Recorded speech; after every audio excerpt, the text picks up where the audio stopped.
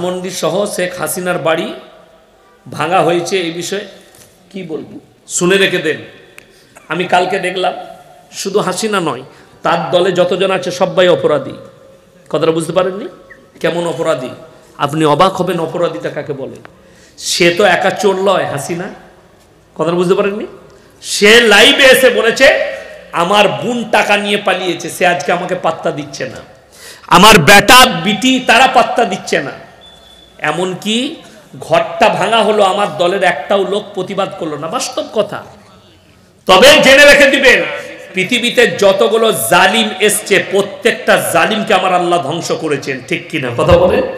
ফিরাউনের মতো নেমক হারাম ধ্বংস হয়েছে, নমরুদের মতো নেমক হারাম ধ্বংস হয়েছে, আর তোমার মতো জালিম কি করে বেঁচে থাকবে? এবং যারা চাইছে ভারতে মুসলিমদের উপরে বুলডোজার চালাবো, যেদিনে আল্লাহর বুলডোজার চলবে সেদিনে কোনো আওয়াজ থাকবে না। আল্লাহর বুলডোজার কাকে বলে? আমেরিকার প্রেসিডেন্টকে জিজ্ঞেস করো ক্যালিফোর্নিয়ায়।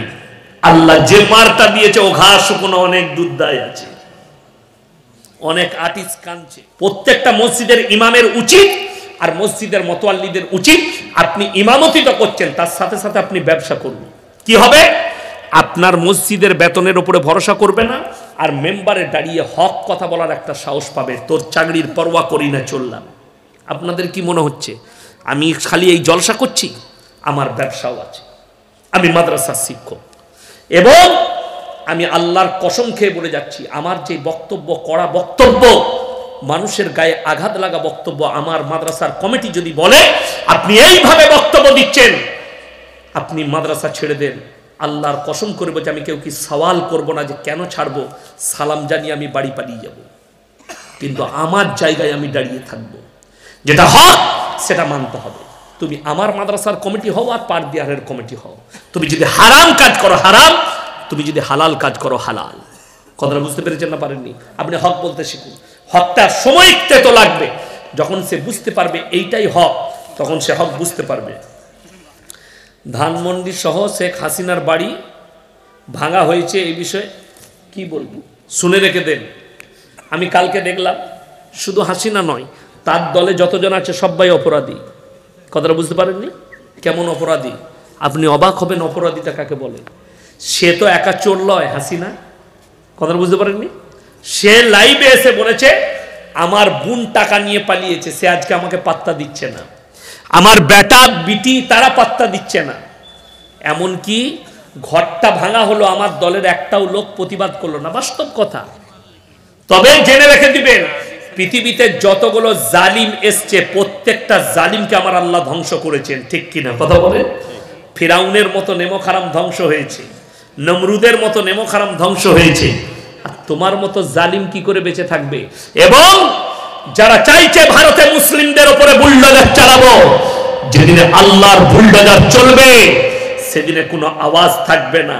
আল্লাহর বুলডোজার কাকে বলে? আমেরিকার প্রেসিডেন্টকে জিজ্ঞেস করো ক্যালিফোর্নিয়ায়।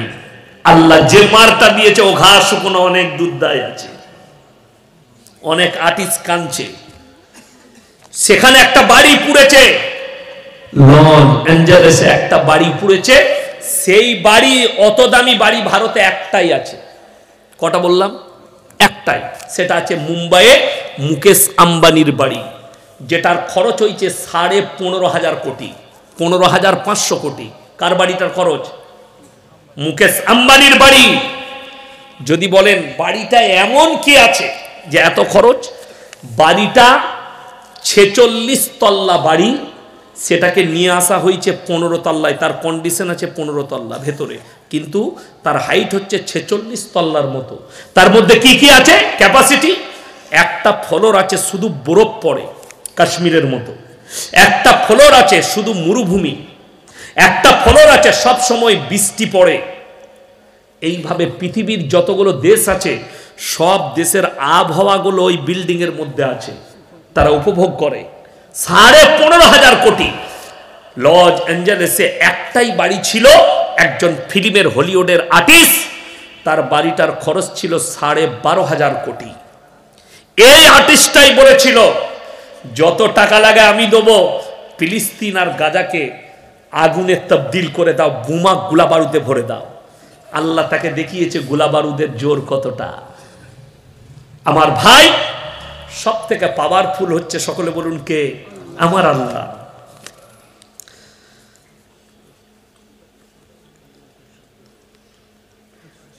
শিকার হয়েছে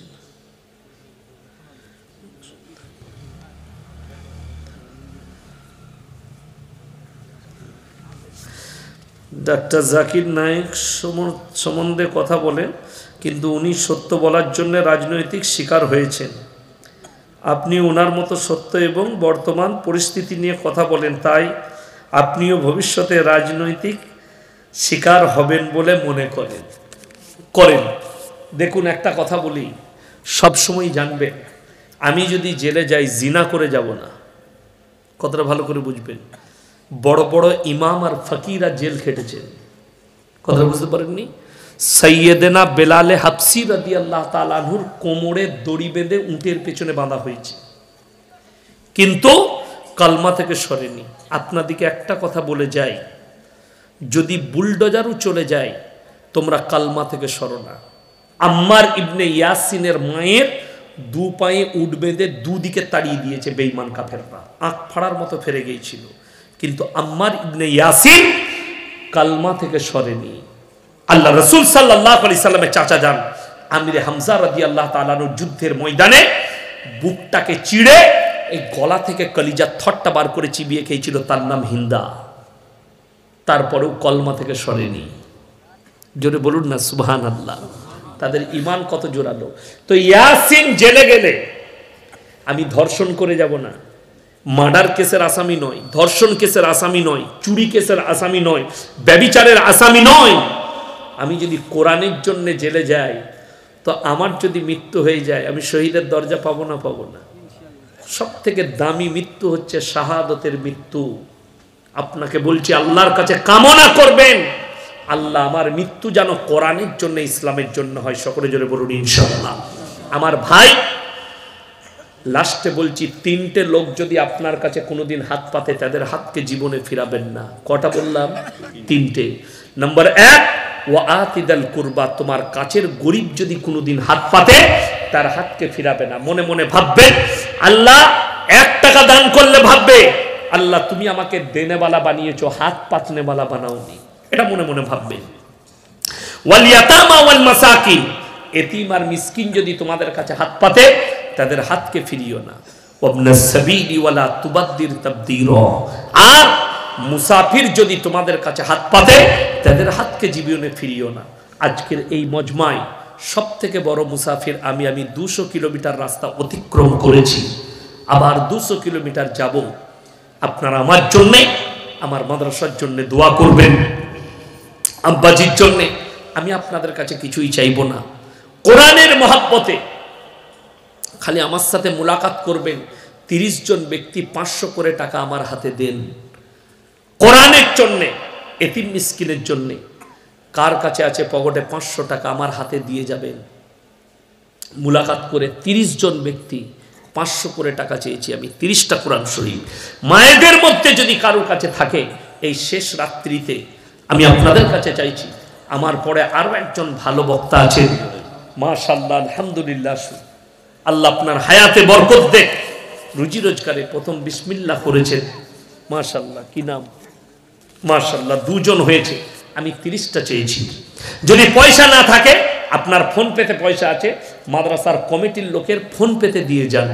আমি 30টা, মাশাআল্লাহ, জাযাকাল্লাহ। আসুন ভাই, 3 জন হয়েছে, জাযাকাল্লাহ। আসুন, 4 জন হয়েছে, মাশাআল্লাহ। আমি 30টা চেয়েছি, মাশাআল্লাহ। আসুন ভাইজান, 4টা, মাশাআল্লাহ। আসুন ভাই, 5টা হয়েছে, জাযাকাল্লাহ। আসুন, মাশাআল্লাহ। 6টা হয়েছে ভাই। আমি 30টা চেয়েছি, তাড়াতাড়ি উঠে আসুন। মায়ের দিকে বলবো, আপনাদের কাছে যদি কারোর ইচ্ছা থাকে কোরআনের জন্য, এতিম মিসকিনের জন্য, একজন এদিকে আসুন তো, ধরিয়ে দেন, দেন।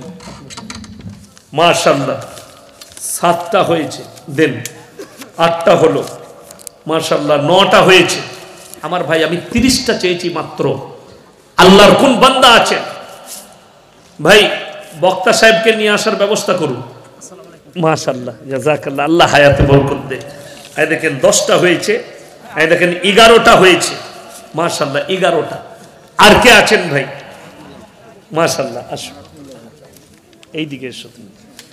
12টা হয়েছে মাশাল্লাহ, 12টা। জাযাকাল্লাহ।